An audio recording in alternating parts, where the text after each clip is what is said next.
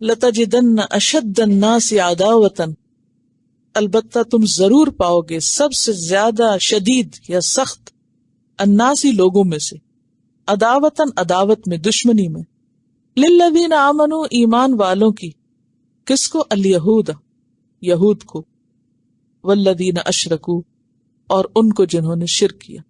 یہود و مشرکین اہل ایمان کی عداوت میں تمام انسانوں سے زیادہ سخت ہے۔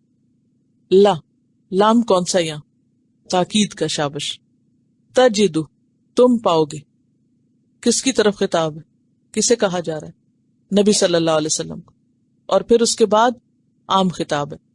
اور نون مشدد کیا معنی دیتا ہے؟ ضرور با ضرور، یعنی عام تجربے مشاہدے کی بات ہے، تم دیکھ لو گے، تم پا لو گے، جان لو گے۔ اشد الناس سب سے زیادہ شدید لوگوں میں سے، اشد کیا ہے؟ اسم تفضیل، جیسے اکبر، اسی طرح اشد بھی کیا ہے؟ اسم تفضیل، سب سے زیادہ شدید، سپرلیٹو ڈگری۔ اور کیسے پتا چلے گا؟ حالات بتائیں گے تمہیں، حالات سے، مشاہدات سے، آبزرویشن سے تمہیں پتا چل جائے گا، کوئی ڈھکی چھپی بات نہیں، کوئی غلط بیانی نہیں، کہ سب سے زیادہ شدید لوگوں میں سے عداوتن، اور عداوت کا اپوزٹ کیا ہوتا ہے؟ ولایت۔ عداوت کا اپوزٹ کیا ہے؟ ولایت۔ عداوت کس کو کہتے ہیں؟ تو اس کا اپوزٹ کیا ہوتا ہے؟ ٹھیک ہے نا؟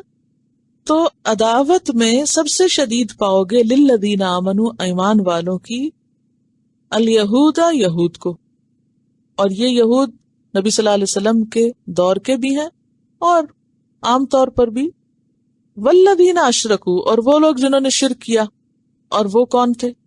اہل مکہ۔ لیکن صرف اہل مکہ نہیں، بعد میں بھی ہو سکتے ہیں، لیکن یہاں ایک بات خاص یاد رکھنی ہے کہ یہ من حیث الجماع یا من حیث القوم یا من حیث ایک امت کی بات ہو رہی ہے، افراد کی بات نہیں ہو رہی۔ بعض یہود بہت اچھے ہو سکتے ہیں اور بعض مشرکین بہت اچھے مشرکین میں سے کسی کی مثال دیجئے جس نے نبی صلی اللہ علیہ وسلم کی مدد کی تھی جب حضرت خدیجہ کا انتقال ہو چکا تھا، اور جب آپ طائف گئے تھے اور واپس آئے تھے تو مکہ میں داخل نہیں ہو سکتے تھے۔ کس نے پناہ دی تھی؟ مطعم ابن عدی نے۔ تو اس نے کیا کیا تھا؟ کیونکہ پہلے تو آپ ابو طالب کی حمایت میں تھے، وہ بھی فوت ہو چکے تھے، حضرت خدیجہ بھی فوت ہو چکی تھی، تو مکہ میں کوئی ایسا شخص نہیں رہ سکتا تھا جس کا کوئی سرپرست نہ ہو، قبائلی نظام تھا نا۔ تو اس وقت اس کے 2 بیٹے آپ کو اپنی حفاظت میں مکہ میں داخل کر کے گئے تھے، تو وہ خود کیا تھا؟ مشرک۔ اور مشرکین میں سے کون؟ کسی کا کوئی واقعہ معلوم؟ جب حضرت ام سلمہ نے ہجرت کی تھی، تنہا نکلی تھی، تو جو کعبہ کے کنجی بردار تھے حضرت طلحہ، وہ ان کے ساتھ گئے، ان کا اونٹ پکڑ کے۔ حضرت ام سلمہ ان کی اتنی تعریف کرتی ہیں کہ انتہائی شریف انسان تھا، کہ جو مدینہ میں پھر جا کے اندر بھی نہیں گئے اور وہاں تک پہنچا کے بتایا کہ یہ مدینہ آ گیا ہے، اور وہیں سے واپس لوٹ گئے بغیر کسی معاوضے کے۔ ان میں مشرک ہونے کے باوجود بہت اچھے کردار تھے، اور لیٹر آن پھر یہی لوگ مسلمان ہوئے اور اسلام کے بہت بڑے مددگار بنے۔ یعنی وہ بس اپنے عقیدت میں اپنے آباء و اجداد کے دین پر تھے، لیکن وہ اسلام کے دشمن نہیں تھے، مخالف نہیں تھے۔ لیکن جو دشمن تھے ابو جہل جیسے، ابو لہب جیسے، وہ شدید دشمن، اتنی سزائیں، اتنی تکلیفیں کسی نے نہیں دی۔ اور مدینہ میں یہود کے اندر بھی ایسے کچھ لوگ موجود تھے۔ تو ہر قوم اور ہر گروہ کے اندر اچھے لوگ بھی ہوتے ہیں، خواہ وہ ایک بحیثیت قوم بدنام بھی ہو چکے۔ دنیا کی کسی بھی قوم کو آپ دیکھیں، اس لیے جنرلائز نہیں کرنا چاہیے کیونکہ فلاں اس قبیلے سے اس لیے وہ تو ایسا ہو گئے۔ کئی لوگ ذاتوں کی بنا پر اور ملکوں کی بنا پر، فلاں خراب ہے ہاں اس لیے کہ وہ فلاں ملک کا ہے یا فلاں قبیلے کا یا فلاں علاقے کا، فلاں ذات ہے اس کی، یعنی کسی نہ کسی طرح پکڑ کرتے رہتے ہیں۔ حالانکہ جنرلائز نہیں کرنا چاہیے چیزوں کو۔ جنرلائزیشن جو ہے یہ ایک بہت بڑی غلطی ہوتی ہے۔ کسی کے اندر ایک خامی دیکھی اس کو پورا ہی برا بنا دی، شیطان بنا دی، اور کسی کے اندر ایک بھلائی دیکھی اس کو کہیں چڑھا دی۔ یہ انسان کی سوچ کی خطا ہوتی ہے۔ تو بہرحال یہاں من حیث الجماعت کہا جا رہا ہے کہ بحیثیت گروپ یہ 2 زیادہ سخت ہیں مسلمانوں کے خلاف۔ وَلَتَجِدَنَّ اور البتہ تم ضرور پاؤ گے، اقربہم ان میں سے قریب تر، مودتاً محبت میں۔ محبت کا اپوزٹ کیا ہے؟ بغض۔ مودت خالص محبت کو کہتے ہیں، ودود اسی سے ہے، واد بھی اسی سے. بہرحال واد دن کا مطلب ہوتا ہے محبت کرنے والا. للذین آمنوا، ان لوگوں کے جو ایمان لائے.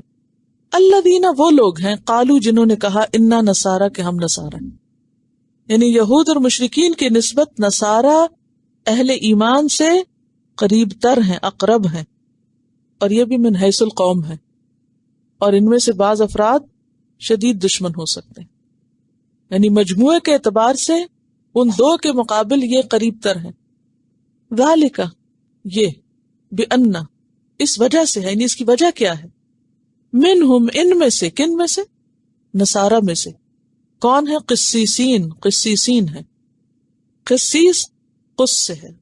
قس کہتے ہیں عالم کو. اصل میں قاف سین سین کا معنی ہوتا ہے کسی چیز کی تلاش اور جستجو کرنا، انکوزیٹو ہونا، اور خصوصاً رات کو تلاش کرنا. تو قسیس سے مراد عالم ہے. اور کون سے عالم؟ جو صرف دن کو نہیں پڑھتے، رات کے پچھلے پہر بھی پڑھتے.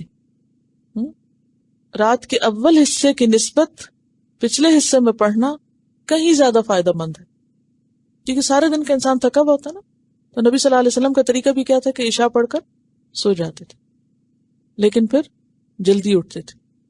تو اگر آپ لوگ بھی اس طرح عادت بنائیں نا، تو اول صبح جو ہے، یعنی تہجد کے وقت یا اس کے بعد فجر کے بعد پڑھنا جو ہے، وہ بہت جلدی آپ کے سبق کو آسان بنا دے گا. سب سو رہے ہوتے ہیں، خاموشی ہوتی ہے، اور ذہن بھی نیند پوری کر چکا ہوتا ہے، نئے سرے سے کام کر رہا ہوتا ہے، تو جذب کی کیفیت بھی زیادہ ہوتی ہے کہ ان کے اندر عالم اور عابد موجود ہیں. ورہبانن، اور راہب. راہب رہب سے نا ڈرنا، اللہ سے ڈرنے والے. فرہبونی پیچھے آپ پڑھ چکے کہ ان کے اندر عالم اور عابد لوگ موجود ہیں. تو اس سے علم کی فضیلت پتہ چلتی ہے، اور علم کے ساتھ اللہ کی خشیت جب ہو تو اس علم کی فضیلت، کیونکہ خالی علم کافی نہیں ہوتا جب تک خدا کا خوف نہ ہو. عالم تو یہود کے اندر بھی بہت ہے، لیکن راہب نہیں ہے. ٹھیک ہے نا؟ عالم تو یہود کے اندر بھی بہت ہے، لیکن خالی عالم ہونا اور عالم و عابد ہونا اور عالم اور زاہد ہونا اور خدا کا خوف رکھنے والا ہونا، یہ فرق چیز ہے. تو ان کے اندر نفرت کم ہے، کیونکہ ان کے جو لیڈرز ہیں یا ان کے جو علماء ہیں وہ ان کے علماء کی نسبت بہتر ہے. کیونکہ عوام کس کے دین پر ہوتے ہیں؟ عوام کس کی مانتے ہیں؟ لیڈرز کی مانتے. وہ جو سکھائیں گے وہ تو وہی کریں گے. اگر ان کے اندر وسعت قلب ہے تو وہ عوام میں بھی ڈال دیں گے. اگر وہ تنگ نظر ہے تو عوام بھی تنگ نظر ہو جائیں گے. تو یہاں قرآن نے وجہ بتائی، علت بتائی کہ سبب کیا ہے. سبب یہ، اور پھر یہ آپ دیکھیں کہ جس کثرت کے ساتھ نصارہ مسلمان ہوئے ہیں، اس کثرت سے دوسرے لوگ نہیں مسلمان ہوئے. وَأَنَّهُمْ، اور تیسری وجہ، لا يستكبرون، وہ تکبر نہیں کرتے، ان کے اندر عاجزی اور تواضع ہے. اور یہ بھی من حیث القوم، ورنہ افراد میں کئی لوگ بہت متکبر بھی ہو سکتے ہیں. تو یہاں پھر علم کی فضیلت پتہ چلتی ہے کہ علم کا ہونا اور علم کے ساتھ خدا خوفی ہو تو یہ دلوں کی نرمی کا باعث ہوتا ہے اور انسان کے اندر تواضع پیدا کرتا ہے. اور ایک اور بڑی اہم بات پتہ چلتی ہے، علم عبادت کی نفی نہیں کرتا. علم عبادت کی نفی نہیں کرتا کہ آپ کہیں کہ اچھا اب تو میں چونکہ پڑھنے پڑھانے لگ گئی ہوں اس لیے کسی نفل کی ضرورت نہیں، کسی عبادت کی ضرورت نہیں، اب تو میں دوسروں کو علم سکھا رہی ہوں لہٰذا کسی اور صدقے کی ضرورت نہیں. نہیں، علم اور عبادت ساتھ ساتھ. اعلیٰ مرتبہ یہ نہیں کہ بس فرض نماز پڑھی اور اٹھ گئے. بہت سے طالب علم یہ طریقہ بھی اختیار کر لیتے نا، بس محض فرض نمازیں پڑھی اور غائب. تو یہ طریقہ درست نہیں. علم کے ساتھ عبادت ضروری ہے، اور عبادت علم کا حسن ہے. وَأَنَّهُمْ لَا يَسْتَكْبِرُونَ، اور وہ تکبر نہیں کرتے، تواضع اختیار کرتے ہیں. اور تواضع کیا ہے؟ حق کی قبولیت کا ذریعہ بنتی ہے. تواضع کس کو کہتے ہیں؟ ہمبلنس کو. جب کوئی ہمبل ہوتا ہے، عاجز ہوتا ہے، تو وہ حق کو جلدی قبول کرتا ہے. تو کیا سیکھا آپ نے؟ حضرت عیسیٰ علیہ السلام کے پیروکاروں کی صفت سورۃ الحدید آیت 27 میں کچھ یوں بھی آتی ہے وجعلنا فی قلوب الذین اتبعوہ رأفتا ورحمہ، کہ آپ کے پیروکاروں کے دلوں میں ہم نے رأفت و رحمت رکھ دی ہے۔ اور آپ صلی اللہ علیہ وسلم نے جو خطوط ملوک نصارہ کو لکھے تھے ان کے جواب بہتر تھے بنسبت اوروں کے۔ مثلا نجاشی کی طرف جب آپ نے لوگوں کو بھیجا تو کیا ہوا؟ آپ دیکھیں نا کمپیریزن قرآن کی آیت کو سمجھنے کے لیے، کہ مشرکین مکہ نے جب مکہ کے مسلمانوں کو ستایا تھا تو آپ نے کیا حکم دیا تھا؟ ہجرت کر جاؤ حبشہ کی طرف، اور وہاں کے بادشاہ کی تعریف کی تھی۔ پھر اسی طرح وہ مسلمان بھی ہو گیا تھا، جب فوت ہوا تو آپ نے اس کا جنازہ بھی پڑھا تھا۔ اسی طرح آپ دیکھیں کہ روم کے بادشاہ ہرقل کو جب آپ نے خط بھیجا تو وہ بھی مسلمان ہونا چاہتا تھا لیکن قوم کے ڈر سے مسلمان نہیں ہوا تھا۔ مقوقس جو تھا مصر کا بادشاہ وہ بھی عیسائی تھا، اس نے آپ صلی اللہ علیہ وسلم کے خط کے جواب میں آپ کو ہدیے بھی بھیجے تھے۔ تو اس کے برعکس ایران کا بادشاہ جو مشرکین تھے اس نے کیا کیا تھا؟ آپ کا خط پھاڑ دیا تھا۔ تو یہ کمپیریزن تاریخ میں بھی نظر آتا ہے۔ تو قرآن اسی چیز کو سامنے رکھ رہا ہے کہ ان کے مقابلے میں یہ زیادہ نرم دل ہے اور وہ تکبر نہیں کرتے۔ تو کیا سیکھا آپ نے سائد سے؟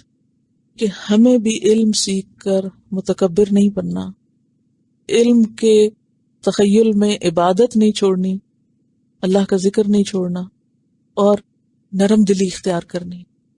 علم آپ کو کیا دے؟ ہمبلنس، عاجزی، تواضع اور خدا کا خوف،